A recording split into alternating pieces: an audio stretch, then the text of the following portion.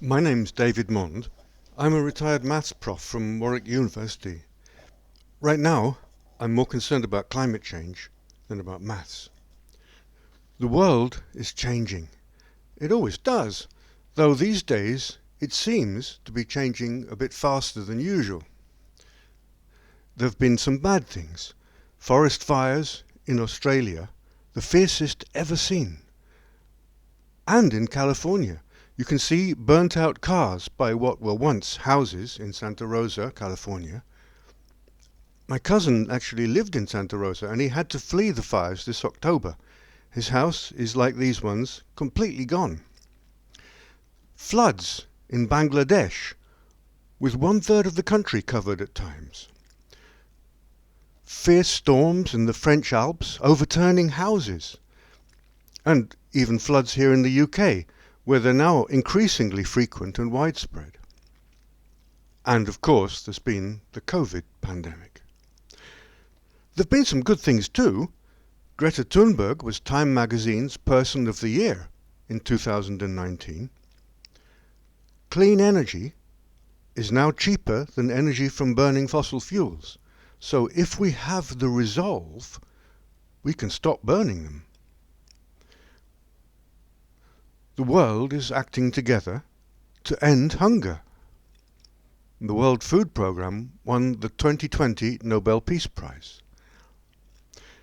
And there have been some weird things too, like this crater left by a giant methane burp in the Siberian tundra.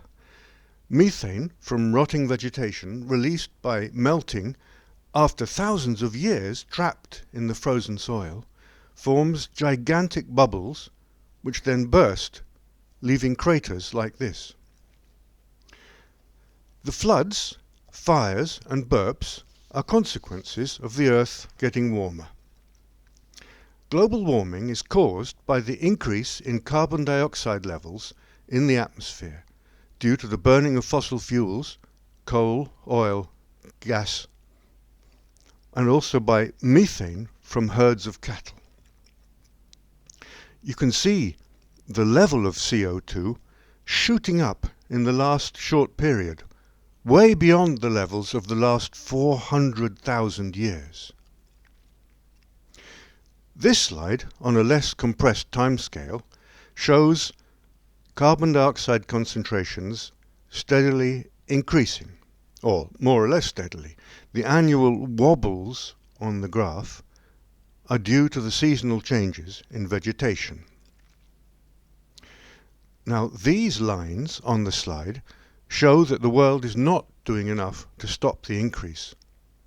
The blue lines show the years in which the Intergovernmental Panel on Climate Change issued reports warning what would happen in the future. And the brown lines show the years of the two international treaties to limit carbon emissions, Kyoto and Paris. They do not seem to make any difference to the curve. CO2 is still rising faster than ever. Why am I telling you this? Because very big changes are going to happen in your lifetime, are happening now, and we need you need you, to raise your voices and be heard. It's your future. Two organisations, Warwickshire Climate Alliance and Warwickshire Open Studios, run by local artists, are running a competition called A Creative Response to Climate Change. And here's a flyer for it. To encourage you to take creative action. We want you to draw, to paint, photograph, or write something that expresses your views, your feelings, and your ideas, to draw attention to the issues, to tell the world what to do, to demand your right to a future in a beautiful and healthy planet. You could also write about things that we can do to protect the world, like you and your family helping to build a nature reserve with Warwickshire Wildlife Trust here in Warwickshire, rather than flying off to spend the summer holidays on a beach in the Mediterranean. Or paint a picture of school children on a demonstration telling the politicians to consider future generations.